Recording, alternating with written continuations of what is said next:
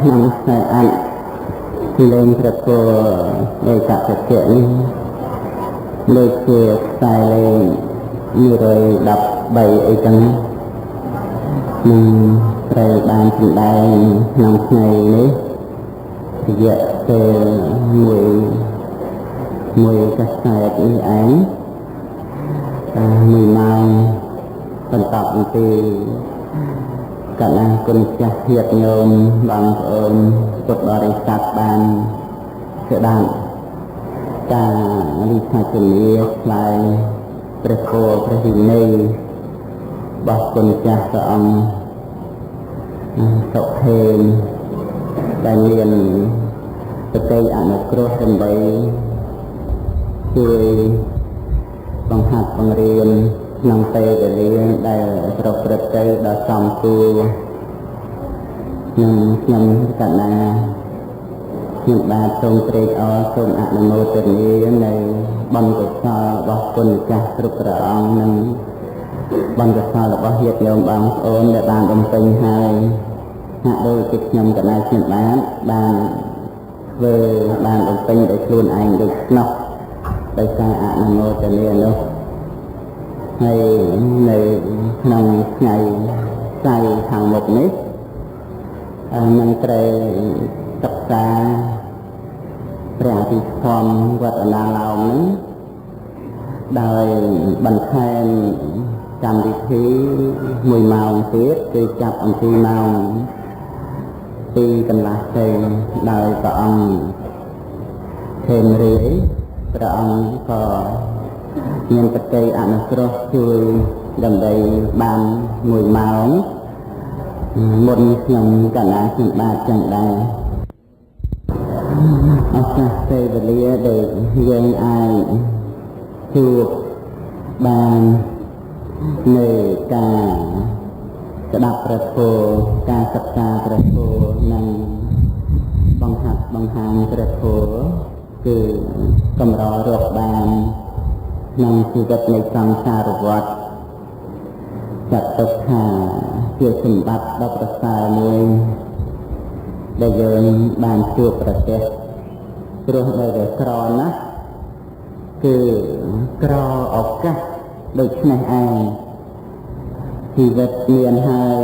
តែបើខ្វះសទ្ធាពីការជាគុណព្រះរតនត្រ័យជាដើមក៏មិនអាចប្រព្រឹត្តទៅបាន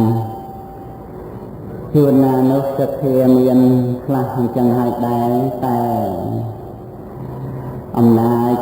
នៃសង្ខារធម៌មិនទៀងទាត់ក៏ប្រព្រឹត្តទៅដោយជំងឺដង្កាត់រោគវាផ្សេងមិនអាចប្រព្រឹត្តទៅបានក្នុងការសម្ដែងការស្ដាប់ការសិក្សារៀនសូត្រឬរហូតដល់ទៅដាច់នៅជីវិតន្ទ្រីដូច្នេះការដែលយើងមានឱកាសនៅរស់មានកម្លាំងទៅយ៉ាងប្រព្រឹត្តទៅហើយនៅព្រមដោយសទ្ធាជ្រះថ្លាក្នុងគុណរតនត្រ័យមានកម្មសកតាបញ្ញាដែលជាការចេះដឹងនៅក្នុងរឿងសត្វលោកប្រព្រឹត្តទៅតាមអំណាចកម្មក៏ជាការដែលយើងបាននៅបាត់ដល់ប្រសើរហើយខ្លាំងជាទីបំផុតដែលមិនអាចដូរយកបាននៅអមតៈព្រះនិព្វានដែលជាទីឋានមិនស្លាប់នោះដោយអាស្រ័យការសន្សំនៃសម្បត្តិទាំងអស់នេះឲ្យបានច្រើនគ្រប់គ្រាន់ទៅនោះនៅក្នុងថ្ងៃនេះខ្ញុំកណ្ដាលជាបានសូមនមស្ការថ្វាយបង្គំជ្រះថ្លាចំពោះព្រះសម្មាសម្ពុទ្ធម្ចាស់ព្រមដែរព្រះធម្មរតនៈនិងព្រះសង្ឃរតនៈដោយសេចក្តីគោរពប្រពងពោះរួមជាមួយនឹងកណ្ដាលគុណម្ចាស់ជាព្រះសង្ឃរតនៈគ្រប់ព្រះអង្គទាំងអស់ក្នុងបច្ចុប្បន្នសម័យព្រមដោយការគោរពចំពោះញាតិញោមបងប្អូនប្រុសស្រីដើម្បីបានឱកាស សម្ដែងនៃព្រះធម៌នៅក្នុងអេកតភៈរបស់ព្រះភិក្ខុ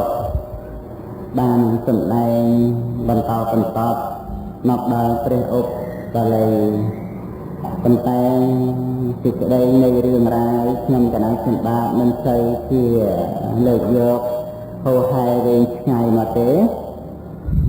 បែរទៅជាដកស្រង់យកសេចក្តីនៃព្រះធម៌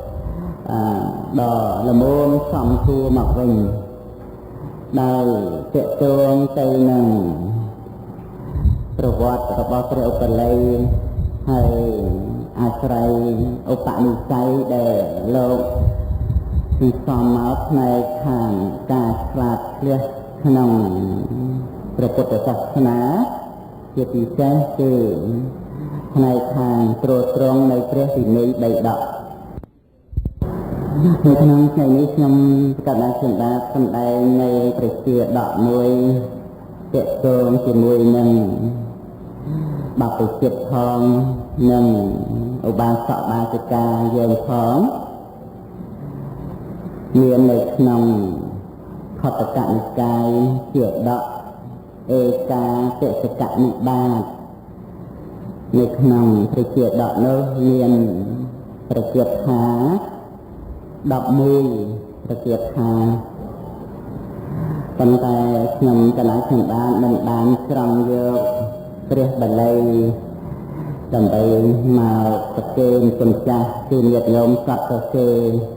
អីទៅគឺសរុបយករឿងរ៉ាវនោះនិងពន្យល់សេចក្តីនៃព្រះធម៌តាមនៃព្រះអត្ថកថាផងហើយនឹងតាមរយៈនៃព្រះធម៌ក្នុងទីកន្លែងផ្សេងទៀតដើម្បីជាប្រយោជន៍ដល់យោនិសោមនសិការៈគឺការធ្វើទុកក្នុងចិត្តដោយឧបាយល្អដើម្បីប្រព្រឹត្តទៅនៅក្នុងព្រះពុទ្ធសាសនាទៅតាមផ្លូវនៃអរិយមគ្គដែលប្រកបដោយអង្គ8ប្រការនៅក្នុងព្រះជាដកនេះឈ្មោះនៃព្រះជាដកនេះគឺបាណយជាដកដោយព្រះជាដកនេះមានការចាប់ផ្ដើមអំពីរឿងការលួចទឹករបស់សម្លាញ់ផងគ្នាប៉ុន្តែព្រះសម្មាសម្ពុទ្ធដែលព្រះអង្គទ្រង់ប្រារព្ធយកនៅជាដកនោះមកសម្ដែងដោយអាស្រ័យភិក្ខុប្រមាណ500អង្គភិក្ខុនោះលោកទៅតែបួសថ្មីទេកាលដែលព្រះចិនស្រីព្រះអង្គទ្រង់គង់នៅវត្តចេតពុនដែលជាអារាមរបស់អនាថបិណកសិទ្ធិចិត្តក្រុងសាវត្ថីក្រហមដែលជាមិត្តកម្លាំងនឹងគ្នាប្រមាណជា500នាក់បានស្ដាប់ព្រះធម៌ទេសនារបស់ព្រះសម្មាសម្ពុទ្ធក៏មកបែរទៅវល់គ្នាបួសទាំងអស់គ្នាទៅបួសក្នុងព្រះពុទ្ធសាសនាហ្នឹងបួសរួចចឹងទៅក៏បាននាំជាទៅនៅក្នុងកោដ្ឋិសន្តាគារមួយកន្លែងនៅចឹងទៅដល់តែពេលយប់ជ្រៅក៏ភិក្ខុជាច្រើនអង្គដែលទើបតែបួសថ្មីហ្នឹងប្រព្រឹត្តទៅដោយកាមវិតកៈគឺសេចក្តីត្រេះរិះនៅក្នុងកាមវត្ថុដែលជាទីប្រាថ្នាជាទីត្រេកអរជាទីត្រូវការជាទីស្រឡាញ់ពេញចិត្តប្រកបដោយកាមជាទីតាំងនៃសេចក្តីរីករាយនិងមានសេចក្តីត្រេះរិះច្រើនអន្លើច្រើនប្រការព្រឹកទៅ ในក្នុងសន្តានចិត្តដែលជោគជាំទៅដោយកិលេសអកុសលធម៌សូម្បីមិនប្រព្រឹត្តទៅដោយកាយកម្មវចីកម្មដែលនាំឲ្យត្រូវទោសត្រូវអាបត្តិអីដល់ពិខុដល់លោកទាំងអស់ហ្នឹងពិតមែនជាយ៉ាងនឹងក៏ដោយតែថាការដែលចេញអំពីជ្រាវៈអ្នកគ្រប់គ្រងផ្ទះមកបួសជាបព្វជិតហើយនោះក៏មិនសមគួរសោះនៅក្នុងការត្រេះរិះប្រព្រឹត្តទៅនៅក្នុងរឿងកាមគុណហើយដែលឲ្យចំដែលឲ្យជាពិតប្រកបណាស់ទៅនោះមិនមែនថាមិនសមគួរអីចំពោះតែបព្វជិតទេចំពោះក្រហមរាវៈគ្រប់គ្នាទាំងអស់ដែលជាអ្នកស្អប់ទុកដែលជាអ្នកពើមទុកដែលជាអ្នកខ្លាចទុកក៏សុទ្ធសឹងតែ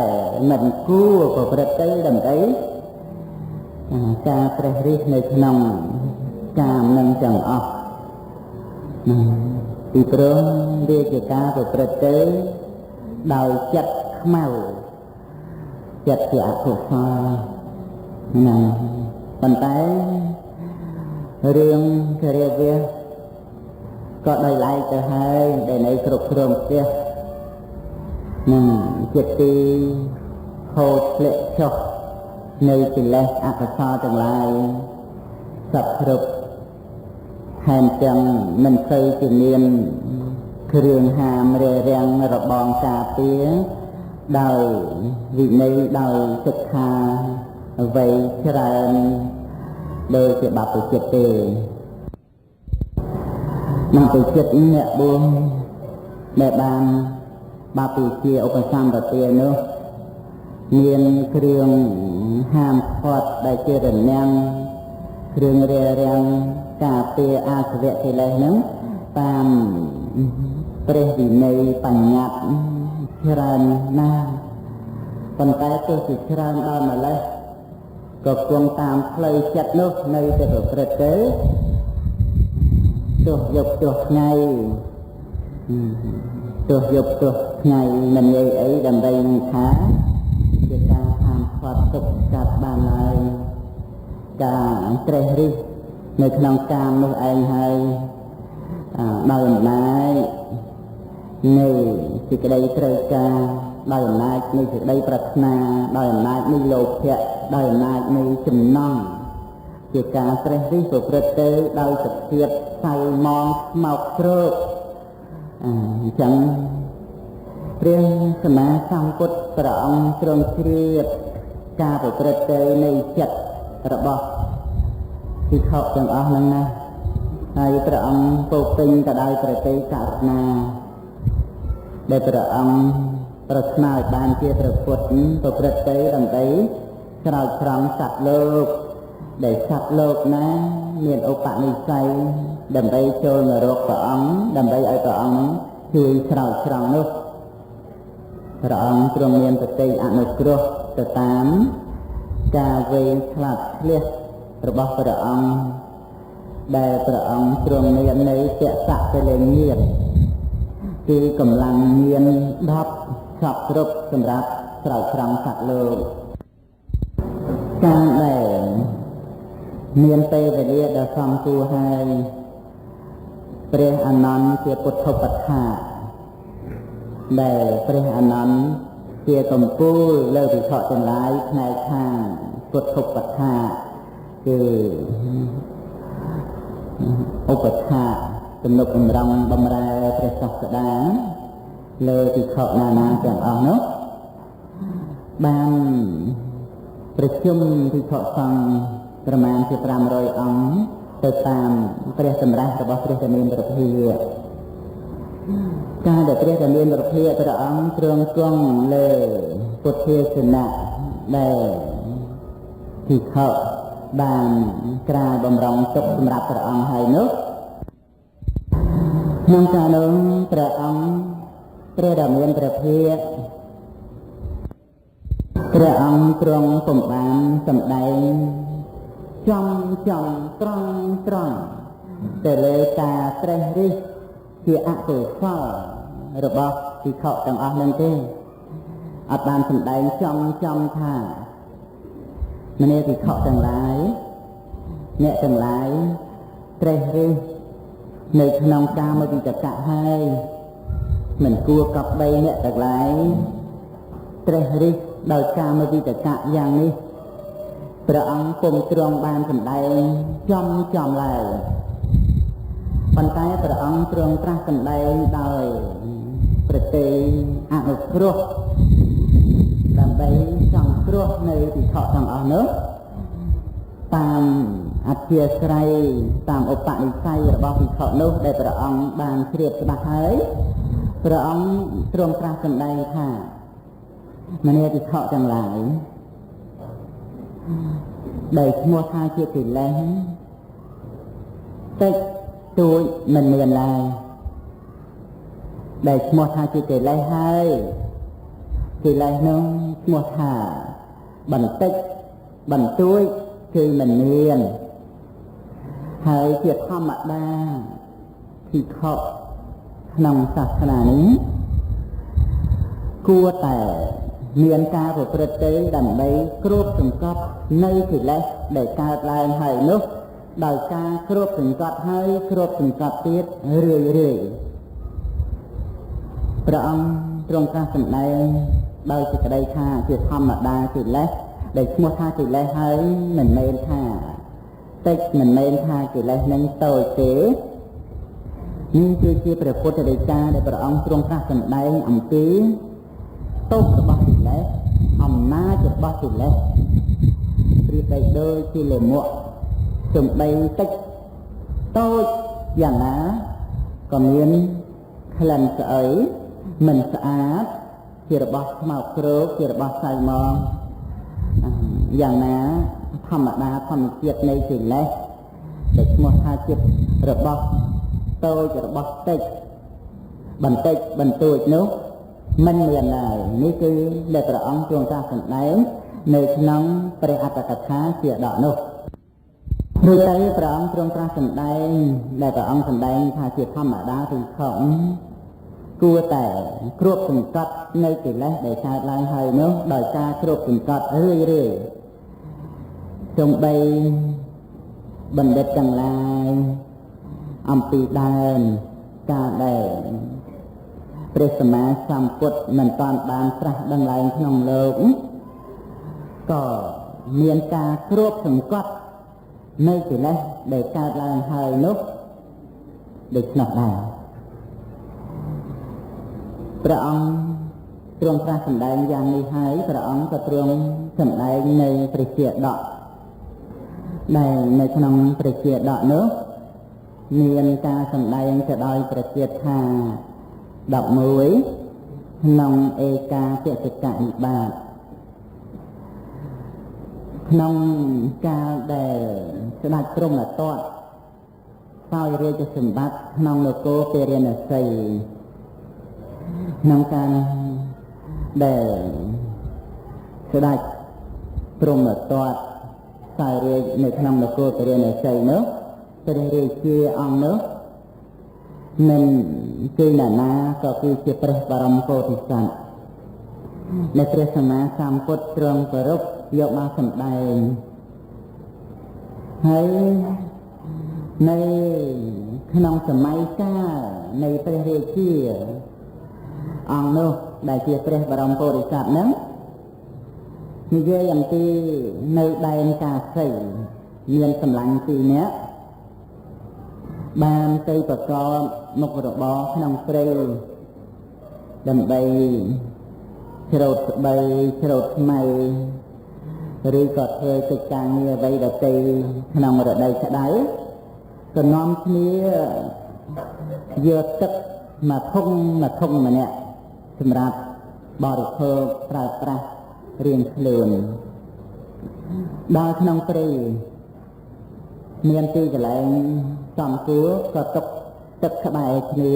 ធុងទឹកហ្នឹងហើយក៏ប្រកបកិច្ចការងារទៅរៀងខ្លួនទៅអ្នកណាដែលស្រេកហើយក៏មករកបរិភោគទឹករបស់ខ្លួនទៅហើយក៏ទៅធ្វើទៀតទៅស្រាប់តែមានកម្លាំងមួយនោះគាត់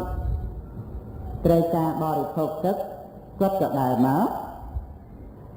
កដល់លោភៈចិត្តកើតឡើងចិត្តថាអាត្មាអញមិនត្រូវបរិភោគទឹករបស់ខ្លួនទេណាគឺត្រូវបរិភោគទឹករបស់សម្លាញ់វិញដោយចិត្តលួចដោយអចនាទានគឺថាកម្មយកនៅរបស់ដែលសម្លាញ់នេះមិនបានឲ្យដោយចិត្តលួចទឹកហើយក៏បរិភោគទឹករបស់សម្លាញ់ហ្នឹងហើយក៏ទៅធ្វើកិច្ចការងារទៅនៅវេលាល្ងាចដែលកិច្ចការងារធ្វើស្រេចដាច់ហើយត្រូវវិលត្រឡប់ទៅកម្មជាសម្បែងវិញសម្លាញ់ដែលជាអ្នកលួចទឹកនោះក៏បានផលទឹកខ្លះរបស់ខ្លួនបានលាងដៃលាងជើងហើយនឹងស្រោចស្រពរាងកាយរួចក៏បានកើរើពិចារណាមើលចរិយាការប្រព្រឹត្តរបស់ខ្លួនក៏បានទៅជួបប្រទះប៉ះចំត្រង់កន្លែងដែលខ្លួនឯងលួចទឹករបស់សម្លាញ់នៅក្នុងពេលនោះក៏មានសេចក្តីតក់ស្លុតកើតឡើងប្រារព្ធយកការលួចទឹករបស់សម្លាញ់នោះឯងមកជាអារម្មណ៍ហើយក៏នឹកឃើញថាបើសិនជាកិលេសរបៀបនេះនៅតែមានហើយនឹងចម្រើនតទៅមុខតែចាប់អាត្មាអញបោះទៅវិញចូលទៅក្នុងអបាយភូមិជាពុំខានឡើយដូច្នេះអាត្មាអញគួរតែគ្រប់សង្កត់នៅកិលេសនេះក្នុងពេលនោះក៏បានចម្រើនឡើងដោយវិបស្សនាហើយក៏បាននៅបច្ចេកពោធិញ្ញាណសម្លាញ់ឯនោះមិនដឹងរឿងក៏បបួលថាមកសម្លាញ់ទៅផ្ទះព្រះវិជ័យកពុទ្ធ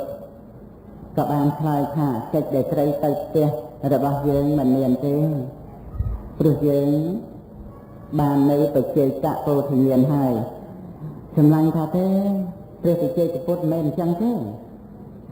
ព្រះវិជ័យកពុទ្ធក៏សួរថាតើព្រះវិជ័យកពុទ្ធនោះដូចម្ដេចព្រះវិជ័យកពុទ្ធលោកត្រួតនៅសម្ពុតជ្រលក់ដល់សំរុំហើយមានសក់ខ្លីនឹងអត់មានពុកមាត់ពុកចំការអីទេរៀបរាប់សពគ្រប់ពីទ្រង់ទ្រេលក្ខណៈនៃព្រះវិជ័យកពុទ្ធទៅសម្លាញ់ដែលជាព្រះវិជ័យកពុទ្ធនោះក៏យកប្រហោះទៀតព្រះវិជ័យកពុទ្ធក៏បានយកនៅប្រហោះពីដៃហ្នឹងមកទៀតនៅប្រស័យស័ករួចទៅស្រាប់តែកក់វែងហ្នឹងក៏បាត់អស់ទៅនៅសល់ប្រមាណតែ2ថ្នប់ប៉ុណ្ណោះមិនត្រឹមតែប៉ុណ្ណោះសម្លៀកបំពាក់ដែលជាគ្រាវះខោអាវអីនោះក៏វិនាសបាត់អស់ទៅបែរទៅជាត្រួតត្រងនៅសម្ពុតការសាវកដែលជាសម្ពុតព្រះវិជ័យកពុទ្ធគ្រប់ព្រះអង្គតែងត្រួតត្រងមាននៅបរិខាសម្រាប់ព្រះវិជ័យកពុទ្ធក្នុងការប្រើប្រាស់ដូចជាបាតជាដើមនោះហើយក៏ហោះទៅឯដកអាកាសសម្ដែងនៃព្រះធម៌រួចក៏បាននិមន្តទៅកាន់កំពូលភ្នំនន្តមូលដែលជាកំពូលភ្នំដ៏ខ្ពស់នាដែនដីនៃព្រៃហេមពាន្តទៅរឿងមួយទៀតនឹងព្រះសម្មាសម្ពុទ្ធទ្រង់ត្រាស់សម្ដែងអំពីព្រះវិជ័យកពុទ្ធមាន5ព្រះអង្គរឿងមួយទៀតនោះនៅកាសិកគ្រាមកាសិកគ្រាមគឺជាស្រុកមួយនៅកាសិកគ្រាមហ្នឹងមានក្ដុំ2ម្នាក់គាត់លក់អីវ៉ាន់នៅក្នុងផ្សារគាត់កំពុងតែលក់ដូរអីវ៉ាន់របស់គាត់ ក៏ស្រាប់តែគាត់ឃើញភរិយារបស់អ្នកដទៃមានរូបថោមលងពណ៌ស្អាតល្អគួរឲ្យជាទីទឹកពេលរមែលមែលនឹងនៅពេលដែលគាត់សម្លឹងមើលភរិយារបស់អ្នកដទៃ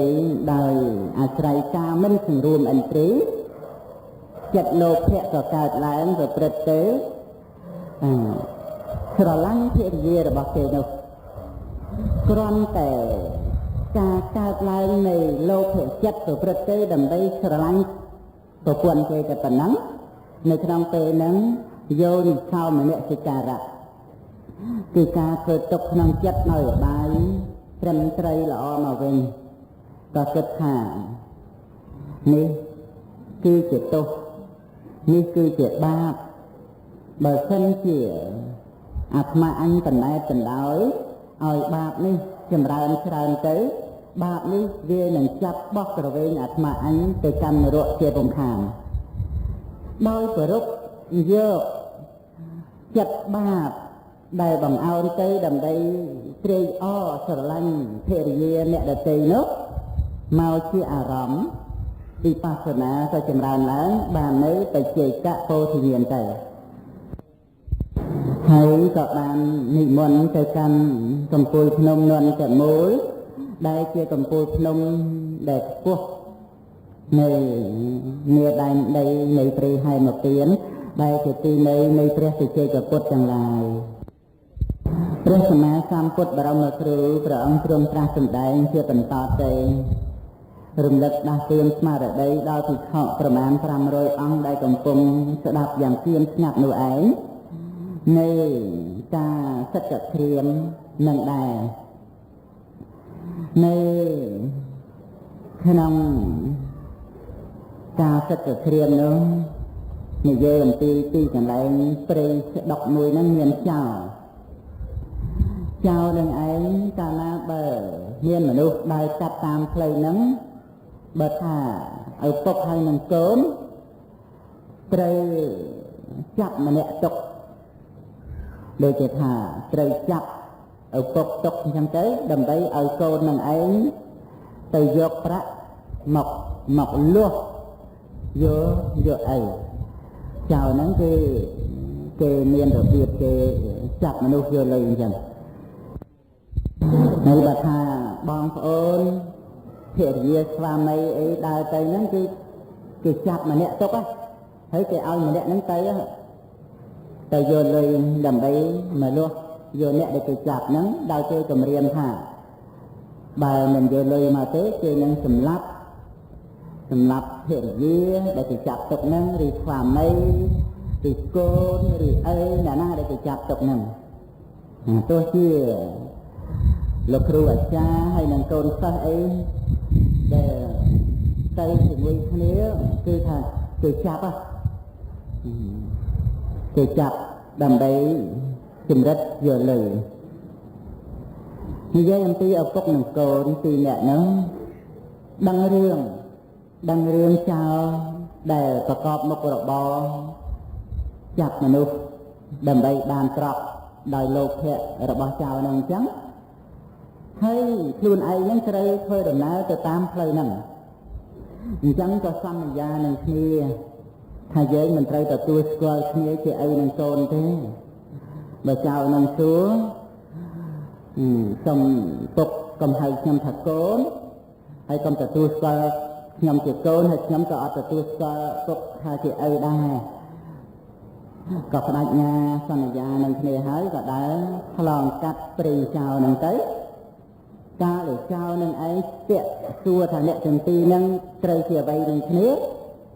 ក៏ឆ្លើយថាយើងអត់មែនជាស្អីនឹងគ្នាទេជាអ្នកដទៃមិនដែលស្គាល់មិនដែលដឹងអីគ្នាទេចៅនឹងក៏ឲ្យអ្នកទាំងពីរធ្វើដំណើរទៅមិនមានចាប់អ្នកណាទុកមួយឡើយព្រោះទៅចាប់ទុកទៅក៏គ្មានអ្នកណាយកប្រាក់មកលាស់ដែរព្រោះមិនមែនជាឪពុកនិងកូនឬមិនមែនជាសាច់ញាតិដែលចាប់មួយទុកទៅវាអត់បានលុយទៅដែរវាអត់មានអ្នកណាយកលុយមកលាស់អញ្ចឹងឲ្យទៅទាំងពីរទៅដល់តែទៅថត់ទៅកូននោះឯងក៏ស្រាប់តែពិចារណាឃើញថា ការប្រព្រឹត្តរបស់អាត្មាអញនេះតាំង